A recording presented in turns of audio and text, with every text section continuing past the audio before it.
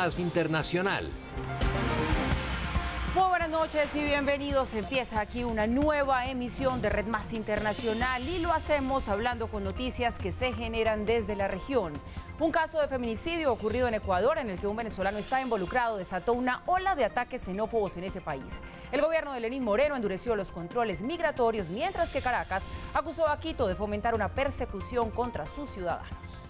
En este video quedó registrado el momento en el que un inmigrante venezolano le propina varias puñaladas a su expareja, una joven embarazada, luego de mantenerla como rehén durante varias horas.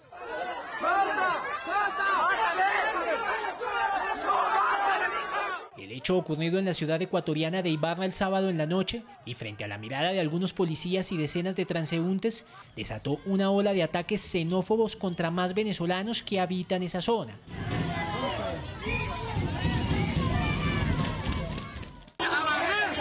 Hacer una limpieza de nuestra ciudad porque estamos indignados de tanta delincuencia. No vamos a ir a lo que son hoteles, hostales y parques. Y así lo hicieron. En la terminal de transportes de la ciudad, incluso en varias viviendas, cientos de personas enfurecidas la emprendieron contra los ciudadanos venezolanos.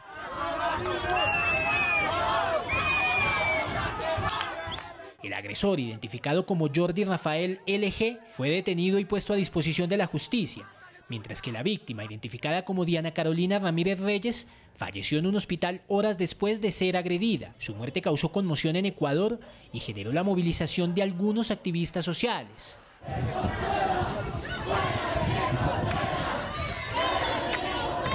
Diana Carolina vive en nuestros corazones y es por ella que levantamos nuestra voz en nombre de ella, en nombre de cada una de las mujeres que ha sido asesinada en nuestro país de la manera más cruel y más salvaje por parte de su pareja, de su expareja, de su novio. Las autoridades ecuatorianas emitieron este comunicado por medio del cual desmintieron que los disturbios en Ibarra hayan dejado 4 venezolanos muertos, pero anunciaron medidas contra los uniformados que estaban en el lugar de los hechos. Este terrible suceso será respondido con firmeza desde el gobierno y como lo ha dispuesto el presidente Lenín Moreno, nos dirigimos a ustedes para anunciar las siguientes medidas. Nuestro apoyo a la Policía Nacional y nuestro reconocimiento a su trabajo, pero inacción como la del sábado pasado no será aceptada. Quien no sea capaz de defender la vida de una persona cuando tiene la ocasión y la responsabilidad de hacerlo, no merece ser llamado policía. Los oficiales a cargo de la ciudad han sido removidos y serán sancionados conforme se ha anunciado. El gobierno de Lenín Moreno anunció también la conformación de brigadas encargadas de controlar la situación de migrantes venezolanos en las calles ecuatorianas. Hemos agotado todos los esfuerzos, pero Venezuela se niega a entregar bases de datos que nos permitan verificar la información de quienes llegan al país. Desde hoy, y en vista de que el gobierno venezolano separó a su país de la comunidad andina, se requerirá para todos sus nacionales la presentación del pasado judicial apostillado. Varios venezolanos residentes en Ibarra repudiaron las agresiones de las que fueron objeto. Que ganan por sacar un hermano venezolano. Cuando ustedes no tenían todo y nosotros teníamos todo, le damos todo. Ustedes venían a nuestro país, Colombia venía a nuestro país, todo el mundo venía a nuestro país a comer de nuestras riquezas. Caracas, a través de su canciller, rechazó las medidas anunciadas por Quito. Por lo que Venezuela responsabiliza al ciudadano presidente de la República del Ecuador y al Estado que dirige por toda infracción contra la integridad física, moral y ciudadana de los ciudadanos venezolanos que se encuentran en ese país. Incluso algunos líderes de la oposición, como la activista Lilian Tintori, se pronunciaron. El feminicidio es un crimen grave y su responsabilidad debe pagar ante la justicia, pero no debe desatar la persecución contra un pueblo entero. Los venezolanos somos gente noble. Las autoridades ecuatorianas deben exigir el cese de la persecución y ataques contra nuestra gente. Numeral Derechos Humanos. En el último año han ingresado cerca de 1,3 millones de venezolanos a Ecuador, pero la mayoría han avanzado hacia Perú y Chile, según reportes oficiales. Pues tuvo lugar este acto deplorable en Ecuador, mientras que en Venezuela un escuadrón de militares de la Guardia Nacional Bolivariana protagonizó un acto de rebelión en un comando del oeste de Caracas. Por otra parte, el Tribunal Supremo de Justicia volvió a actuar en contra de la Asamblea Nacional que controla la oposición. Jorge Luis Pérez Valeri desde Caracas nos amplía los detalles. Jorge, buenas noches. ¿Y qué fue exactamente lo que ocurrió? Compañeros, buenas noches. Efectivamente, una jornada muy movida el día de hoy que comenzó en la madrugada con la difusión de estos videos en redes sociales de parte de un contingente de militares que aseguran estar alzados en contra de Nicolás Maduro, que aseguran haberlo desconocido como presidente y que llamaban a la población a salir a protestar en respaldo de sus actuaciones. Efectivamente, se dieron las protestas por parte de varios sectores de Caracas y en medio de toda esta situación el Tribunal Supremo de Justicia emite una sentencia en contra de la Asamblea Nacional que dirige la oposición, que dirige Juan Guaidó, y asegura que todos sus actos son inconstitucionales. 4 de la mañana, hora de Caracas. La madrugada es interrumpida por detonaciones en el oeste de la ciudad. Un supuesto alzamiento militar colocó en alerta a la capital venezolana, que se enteró de los hechos a través de videos difundidos por los presuntos sublevados en redes sociales. Aquí está la tropa profesional de la Guardia Nacional en contra de este régimen cual desconocemos completamente. Pueblo, salgan, apóyennos. A la calle, necesitamos el apoyo. Ustedes querían que la Fuerza Armada sea a la calle, que prendiéramos la mecha. Aquí la estamos prendiendo. Les pido por favor a aquellos guerreros también de la calle que salgan a protestar, a manifestar. El llamado a calle es atendido por habitantes del sector capitalino de Cotiza, justo en los alrededores del regimiento donde actuaron los insurrectos. Cuando yo oí eso en mis redes sociales, yo dije, yo voy a parar mi carro y me voy también a luchar por mi país. Yo en ese momento estábamos durmiendo, lo que hice yo, tanto yo como todos los vecinos del sector, salimos a las calles con una protesta pacífica y ellos comenzaron a lanzarnos bombas lacrimógenas. Hartos de la crisis que golpea sus condiciones de vida, los manifestantes expresaban apoyo a una posible rebelión.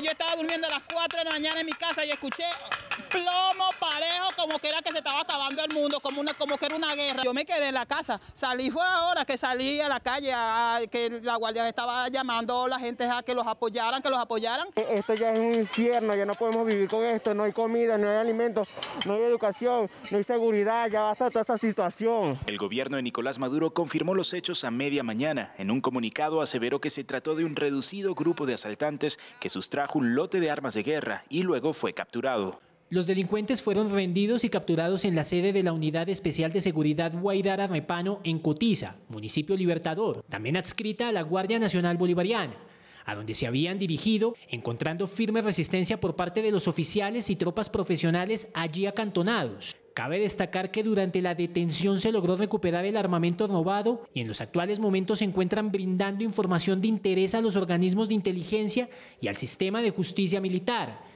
A estos sujetos se les aplicará todo el peso de la ley. En reacción a los sucesos, la oposición venezolana, hoy liderada por Juan Guaidó, presidente de la Asamblea Nacional, reiteró que el legislativo promueve la amnistía para aquellos militares que desconozcan la presidencia de Nicolás Maduro. Familia militar, ahí están los que quieren perseguir.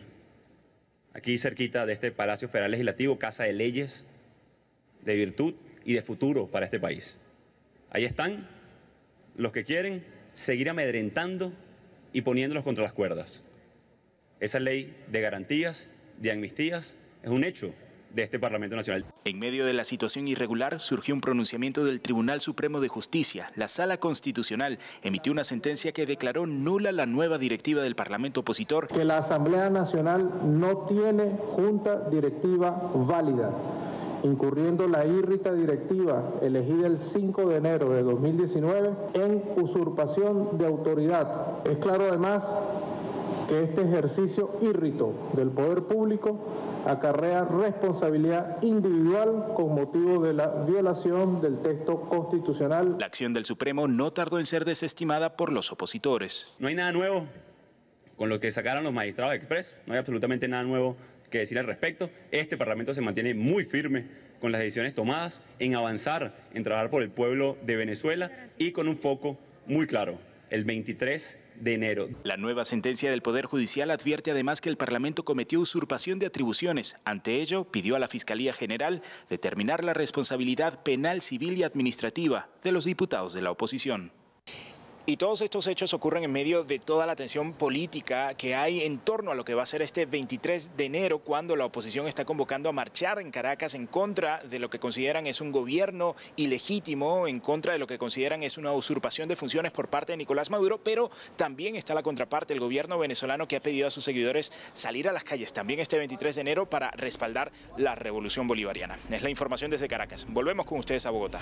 Jorge Luis, gracias por su informe. Buenas noches para usted. Y en Venezuela, como ya lo veíamos, pues es noticia hoy esa nueva rebelión contra Nicolás Maduro, considerada como una evidencia más del disgusto que podría haber entre los altos mandos en contra del régimen. Pero esta se suma a las que en el pasado se han quedado en intentos fallidos por restablecer la democracia allí en el país vecino. Ustedes querían que la Fuerza Armada sea a la calle, que prendiéramos la mecha. Aquí la estamos prendiendo. El alzamiento militar de varios uniformados de la Guardia Nacional Bolivariana en Cotiza se suma a otros intentos recientes de rebelión contra Nicolás Maduro. En algunos el común denominador es un movimiento conocido como soldados de franelas, quienes dicen ser militares y civiles patriotas dispuestos a rescatar la democracia en Venezuela. Yo soy un soldado de franela. De sus cuentas en redes sociales salió este video que da cuenta del momento en que los uniformados que se sublevaron esta madrugada en Cotiza sostuvieron un diálogo con un mayor general. Entonces le vamos a mandar un mensaje a toda Venezuela de que nosotros también estamos padeciendo lo mismo que está padeciendo todo el pueblo de Venezuela. Ese grupo también se adjudicó el supuesto ataque con drones ocurrido el pasado 4 de agosto en contra del presidente Nicolás Maduro. La operación era sobrevolar 2 drones cargados con C4. El objetivo, el palco presidencial. Francotiradores de la Guardia de Honor derribaron los drones antes de llegar al objetivo. Demostramos que son vulnerables. No se logró hoy, pero es cuestión de tiempo. A ese movimiento supuestamente también pertenecía el exagente Óscar Pérez, quien en junio de 2017 perpetró un ataque contra la sede del Tribunal Supremo de Justicia a bordo de un helicóptero. Pérez y otros 6 rebeldes fueron dados de baja el 15 de enero de 2018 en una extraña operación realizada por las autoridades venezolanas en el Junquito. Venezuela y el mundo han sido testigos de otros alzamientos militares contra Maduro. En agosto de 2017, un grupo de uniformados encabezados por el capitán Juan Caguaripano irrumpieron en el fuerte militar de Paramacay, en Valencia. Los rebeldes fueron neutralizados en una operación que dejó un muerto y 2 heridos, mientras que Caguaripano fue detenido en la sede del Servicio Bolivariano de Inteligencia Nacional, SEBIN. Y el hecho más reciente sucedió el 16 de enero de este año, cuando este grupo de militares venezolanos exiliados en Lima, Perú, anunciaron que desconocían a la actual dictadura. Basado en lo que dice la Constitución y ordenan el artículo 233, reconocemos al diputado Juan Guaidó en su carácter de presidente de la Asamblea Nacional, como presidente interino de la República Bolivariana de Venezuela. Sin embargo, todos los intentos recientes por derrocar a Nicolás Maduro en Venezuela han fracasado. A pesar del ofrecimiento del jefe de la Asamblea Nacional, Juan Guaidó, de ofrecerles una amnistía a los militares que ayuden a restablecer la democracia, los altos mandos siguen declarándose leales al régimen. Bien, más noticias de la región. A pocos días de la visita del Papa Francisco a Panamá, un apagón masivo afectó a varias regiones de ese país. El apagón masivo afectó principalmente las líneas 1 y 2 del metro de la capital. Varios ciudadanos debieron bajarse del transporte y caminar hacia sus lugares de destino. Sí, yo venía en la línea del metro y la verdad que me sentí muy nerviosa, nunca había pasado por esto y no pienso pasarlo tampoco. El presidente Juan Carlos Varela anunció planes de contingencia. Hacemos un llamado al país a mantener la normalidad, esperamos el restablecimiento pronto, ya ha regresado en muchas áreas del país. Esto es un incidente que no está vinculado a ningún tipo de tema de demandas por los eventos que se están dando. La falla en el sistema eléctrico ocurre a menos de 2 días de la llegada del Papa Francisco a ese país para participar en la Jornada Mundial de la Juventud, un evento que busca congregar a cientos de jóvenes alrededor de la Iglesia Católica. Conocer mucha gente, pasarla muy bien, creer más en Dios, acercarnos más a Él y tener más fe. Panamá espera al menos 100.000 peregrinos que completaron su inscripción en el evento religioso que comenzará mañana. A 91 subió el número de muertos que dejó la explosión ocurrida el pasado viernes en una toma ilegal de combustible en el estado de Hidalgo, en México. En diálogo con nuestro canal aliado 1TV, el gobernador del estado Hidalgo, Omar Fayad Meneses, entregó el más reciente reporte sobre el número de víctimas de la explosión del pasado viernes en un ducto ubicado en Tlahuelilpan, que era saqueado por pobladores. Al contrario, le agradecería pues si nos ayuda actualizando las cifras de personas que han muerto por esta tragedia hasta este momento. Muchas gracias. Pues con profunda tristeza te comento que ya subió la cifra. Ya vamos en 91 muertos. Tenemos todavía 52 heridos en distintos hospitales de Hidalgo, del Estado de México y la Ciudad de México. La Fiscalía Mexicana investiga varias hipótesis sobre las causas de la explosión y no descarta negligencia por parte de las autoridades. El viernes 18 de enero, un ducto en la localidad de Tlahuelilpan fue perforado provocando un potente chorro de gasolina. Unos 700 pobladores recolectaban el líquido cuando los sorprendió la explosión. El domingo el gobierno confirmó que pasaron casi 4 horas desde que fue detectada la toma clandestina del ducto hasta que se suspendió el bombeo de combustible. El desastre ocurrió en momentos en que el gobierno de Andrés Manuel López Obrador aplica una estrategia para combatir el robo y tráfico de combustible, conocido popularmente como huachicoleo, delito que genera al Estado pérdidas anuales por unos 3.000 millones de dólares, según datos oficiales. Ya estamos de regreso y como lo anunciábamos antes de la pausa, tenemos noticias de Julen, el niño de 2 años que cayó en un pozo en la ciudad de Málaga, en España, y quien ya cumple 8 días bajo tierra. Los cuerpos de rescate trabajan incansablemente para recuperarlo con vida. Una vez la maquinaria pesada llegó al lugar de los hechos, los obreros iniciaron el trabajo de excavación de un pozo paralelo para así llegar a la ubicación de este pequeñito. Pero el terreno y las lluvias de los últimos días ha dificultado la labor de rescate. Se espera que en la madrugada del martes se termine la perforación del túnel y un grupo de socorristas descienda en una cápsula especial que permita regresar a Julen a la superficie, ojalá con vida. La primera ministra británica Theresa May presentó hoy el plan B al Brexit que el Parlamento le exigió tras no haber sido aprobado el documento final el pasado 15 de enero. Aseguró que no va a permitir un segundo referéndum y que va a viajar a Bruselas a negociar una vez más la frontera entre Irlanda e Irlanda del Norte. 202 votos a favor y 432 en contra. Así fue la votación final del Parlamento británico el pasado 15 de enero, desaprobando el documento final del Brexit presentado por la premier británica Theresa May. Tras la contundente derrota y siguiendo las exigencias de su Parlamento, hoy Theresa May presentó un plan B para intentar, una vez más, convencer a los parlamentarios de que aprueben el acuerdo. May expuso los puntos principales del acuerdo y los cambios que está dispuesta a discutir en Bruselas, sede del Parlamento Europeo.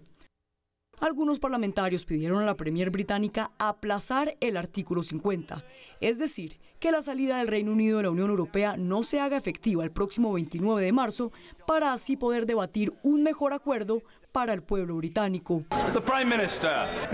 Señor presidente, creo que eso de revocar el artículo 50 iría en contra del resultado del referéndum y no creo que sea un curso de acción que debamos tomar o que esta Cámara deba apoyar.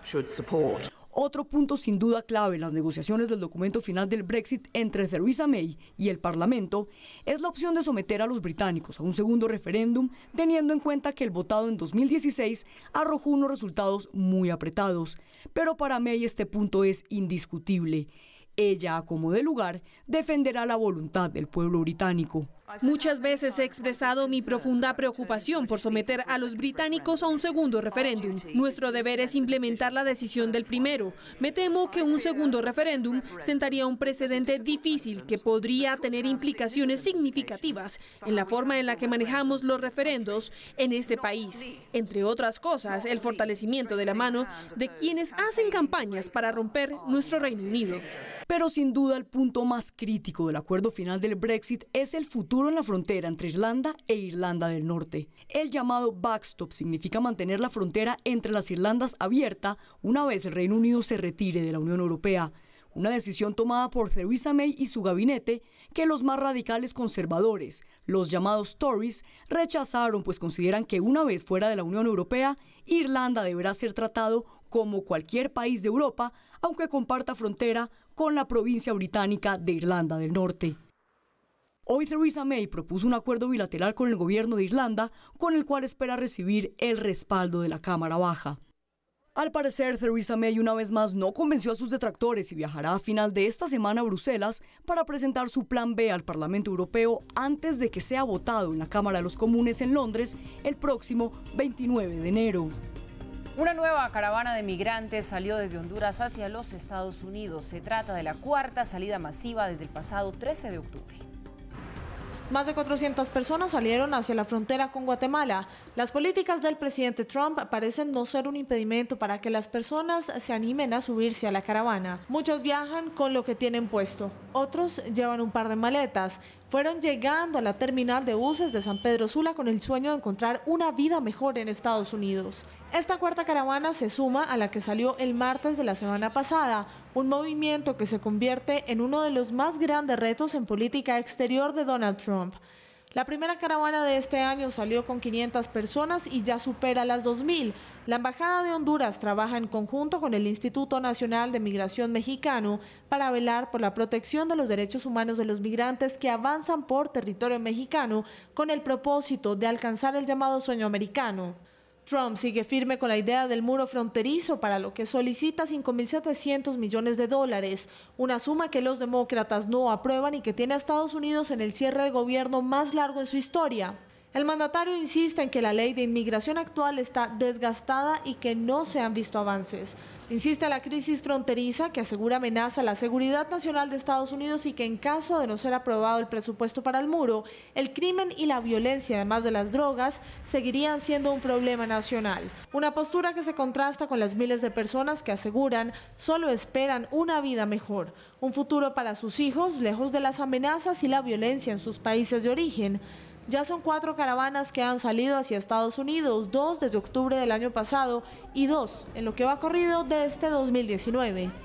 Un inesperado momento se vivió durante una detención en los Estados Unidos. Vean esto. Un hombre sospechoso de robo de apartamentos fue detenido por la policía y, como es normal, lo hicieron bajar del vehículo. Pero la sorpresa llegó cuando su pequeña hija decidió entregarse con su padre y empezar a hacer todo lo que el sospechoso hacía. Descalza y con dificultad por su tamaño para bajarse del carro, la pequeña también puso las manos arriba. La niña va hacia su padre, quien ya está esposado contra un carro de policía, mientras otros agentes siguen apuntando hacia el vehículo de este sospechoso. El video fue grabado por un hombre quien se percató de lo que sucedía del otro lado de la acera. ¿Qué tal la imagen? Y en Afganistán, un carro bomba estalló a 50 kilómetros de Kabul en un complejo militar. Los talibanes se adjudicaron la autoría del atentado en el que 126 personas perdieron la vida. A las 7 de la mañana, hora local, una fuerte explosión despertó a la comunidad de Maidan Shar, ubicada a 50 kilómetros de distancia de Kabul, la capital. Un terrorista llegó hasta la entrada de un campamento de los servicios de inteligencia afgana e hizo detonar el carro bomba.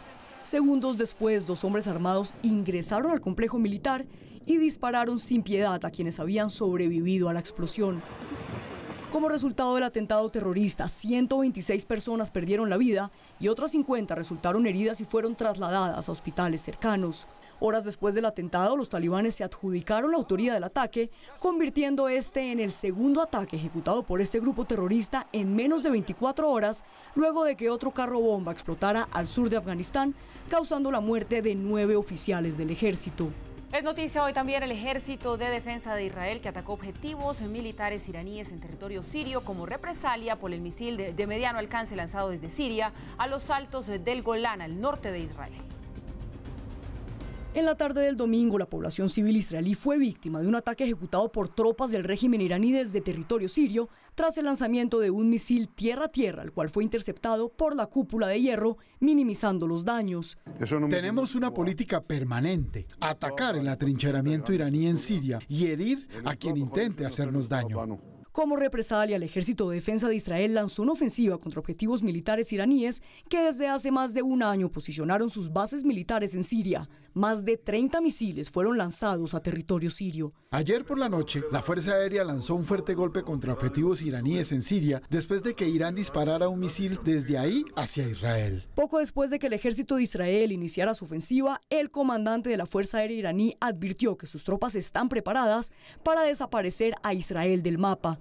Amenaza que en repetidas ocasiones ha enviado el líder ayatolá Ali Khomeini, el expresidente persa Mahmoud Ahmadinejad y el actual presidente Hassan Rouhani. Los jóvenes de la Fuerza Aérea están impacientes y preparados para luchar contra el régimen sionista y eliminarlo de la tierra. A lo que el primer ministro israelí Benjamín Netanyahu respondió: No ignoramos tales actos de agresión cuando Irán intenta atrincherarse militarmente en Siria, ni las declaraciones explícitas de Irán de que pretende destruir a Israel, como acaba de decir el comandante de la Fuerza Aérea iraní. Aunque el ejército sirio aseguró que logró interceptar varios misiles, la ofensiva israelí impactó depósitos de armamento iraní. La policía de Irlanda del Norte capturó a 2 sospechosos de estar detrás del atentado con un carro bomba en Londonderry, que por fortuna no dejó víctimas mortales. Las autoridades investigan si el nuevo IRA está involucrado en el ataque. En la ciudad de Londonderry, ubicada al noroeste de Irlanda del Norte y cerca a la frontera de Irlanda, un carro bomba explotó, causando caos y miedo entre los ciudadanos. Afortunadamente nadie murió y afortunadamente no causó mayor daño, pero claramente fue un intento de asesinar a personas de esta comunidad. Al parecer, quien conducía el carro paseó por las calles de la ciudad hasta encontrar el lugar para su detonación. Debo enfatizar que esta bomba fue puesta en un automóvil en una comunidad local. Se condujo a través de la ciudad. Un solo hombre saltó del carro y lo dejó aquí para que la gente de esta comunidad y la policía local lidiaran con esto. La policía local confirmó la captura de 2 sospechosos que estarían detrás del atentado y están investigando si disidencias del grupo terrorista IRA tuvo participación en el ataque. La primer ministra británica Theresa May lamentó el ataque terrorista frente a su parlamento. Señor presidente, estoy segura de que toda la Cámara se unirá para condenar el atentado del carro bomba del sábado en la noche en Londonderry y rendir homenaje a la valentía de la policía de Irlanda del Norte y la comunidad local, que ayudaron a asegurar la seguridad de todos. Esta Cámara se une a la gente de Irlanda del Norte y garantiza que nunca volvamos a la violencia y al terror del pasado. El atentado ocurre en un momento de alta tensión entre las Irlandas por las negociaciones que la premier británica adelanta con su parlamento frente a la salida del Reino Unido de la Unión Europea. 2 embarcaciones con bandera de Tanzania se prendieron en fuego, provocando un gran incendio. El suceso se presentó en el estrecho de Kerch, en la disputada península de Crimea entre Rusia y Ucrania. Las embarcaciones petroleras tenían un total de 31 tripulantes y 14 de ellos perdieron la vida.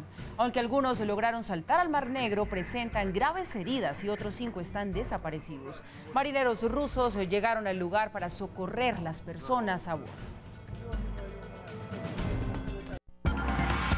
Continuamos en Red Más Internacional, seguimos avanzando en la información. Estados Unidos conmemora 90 años del nacimiento de Martin Luther King, el hombre que encabezó el movimiento de derechos civiles, asesinado en 1968. Un día festivo en Estados Unidos donde rinden homenaje a su historia y a su legado.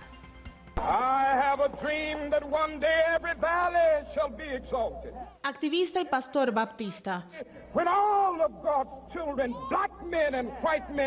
Martin Luther King se convirtió en el líder afroamericano de los derechos civiles en Estados Unidos. Ícono de la lucha contra la discriminación y ganador del Nobel de Paz en 1964. 4 años más tarde fue asesinado en Memphis, considerado uno de los magnicidios del siglo XX. Su homicidio produjo disturbios raciales en todo el país, donde más de 40 personas murieron y barrios enteros quedaron completamente destruidos. Fue el principal militante de la no violencia en el movimiento de derechos civiles, levantando su voz contra la discriminación racial en la legislación federal y estatal. Bancos, colegios y oficinas gubernamentales están cerradas en honor al líder asesinado en 1968, un día festivo en Estados Unidos que inició poco después de su asesinato. Fue Ronald Reagan quien firmó el feriado en 1983. El primero se llevó a cabo 3 años después inicialmente. Algunos estados se resistieron a la proclamación del día festivo y fue hasta el año 2000 cuando se observó finalmente en todos los estados por primera vez. Se convirtió en ley y se conmemora cada tercer lunes de enero. La finalidad del festivo no es para que se convierta en un día de descanso. Buscan que sea usado para hacer una obra de caridad o buscar alguna manera de ayudar, como donar sangre, un voluntariado o cualquier actividad para ayudar a la comunidad. Donald Trump junto al vicepresidente Mike Pence pusieron ofrendas florales en el monumento a King en la capital de Estados Unidos en un día de conmemoraciones y homenajes. I Have a Dream, pronunciado en 1963, pasó a la historia y en un día como hoy, Estados Unidos y el mundo lo recuerdan y le rinden homenaje por su lucha y su legado. En varios continentes del mundo, millones de personas pudieron disfrutar del eclipse total de la superluna de sangre de lobo. Sí, es así como se llama este fenómeno, que no se va a repetir al menos antes de 2 años. Así fue el eclipse total de luna, un fenómeno que cautivó a las personas en las Américas, Europa y África y que no dudaron en trasnochar o suspender actividades para estar pendientes del eclipse que tuvo una duración de 3 horas. Algo que nunca había visto, en verdad, así que es súper interesante también aprender todo, aprender todo en una noche y ver un efecto tan hermoso. Me gusta mucho. En Río de Janeiro no contaron con la misma suerte. Sí, aquí en Río de Janeiro tuvimos un problema con las nubes que la cubrían y no pudimos ver la peculiaridad del enrojecimiento de la luna con demasiados detalles. Estaba bastante oscuro y pudimos ver algunos tonos, pero no demasiado. Las nubes se interponían en nuestra vista. En la fase total del eclipse, la luna se vio más grande de lo normal por la cercanía al planeta Tierra, con tonos rojizos y rosados. Es algo excepcional que concita la atención de mucha gente y donde nosotros hemos querido abrir las puertas de este observatorio como para que muchos pudieran venir y observarlo y aprender a lo mejor un poquitito más del espacio, del universo y que puedan llevarse un bonito recuerdo de esta zona. En algunos países se conoce como luna de sangre porque los rayos del sol impactan directamente sobre el satélite porque la Tierra está en el medio. Esta noche tenemos una superluna porque está llena y cerca de la Tierra. Es una luna de lobo porque es una luna de enero y es una luna de sangre porque hay un eclipse total. Así que tenemos un eclipse de luna de sangre, super y lobo, según muchas personas. Me gusta porque es un eclipse lunar y es divertido verlo. Explica que los rayos solares son filtrados por la atmósfera, los rojos son desviados hacia la luna y los azules hacia el exterior. Bueno, un eclipse es cuando la luna se mueve hacia la sombra de la Tierra y bloquea la luz del sol para que no caiga directamente sobre ella. Son interesantes de ver. La luna se vuelve una especie de rojo cobrizo cuando entra en la totalidad y este es interesante porque es el último que veremos aquí en Norteamérica durante un par de años. Miles de personas disfrutaron de un espectáculo que podrán pasar años para que sea observado nuevamente. Asombroso. Como puedes ver, es un ambiente de fiesta y todos disfrutan del espectáculo, como pueden ver. Pero más allá de eso, la ciencia y la emoción de que se trata de un eclipse de luna de sangre de lobo es un evento muy raro. Se trata de la última vez que se verá un eclipse total, por lo menos hasta el año 2021. Viene así con las impresiones acerca de este bonito fenómeno. Llegamos al final de esta emisión de Red Más Internacional. Gracias por su compañía. Sigan en nuestra programación que ya viene El Punto, programa de nuestro director Juan Lozano. Buenas noches.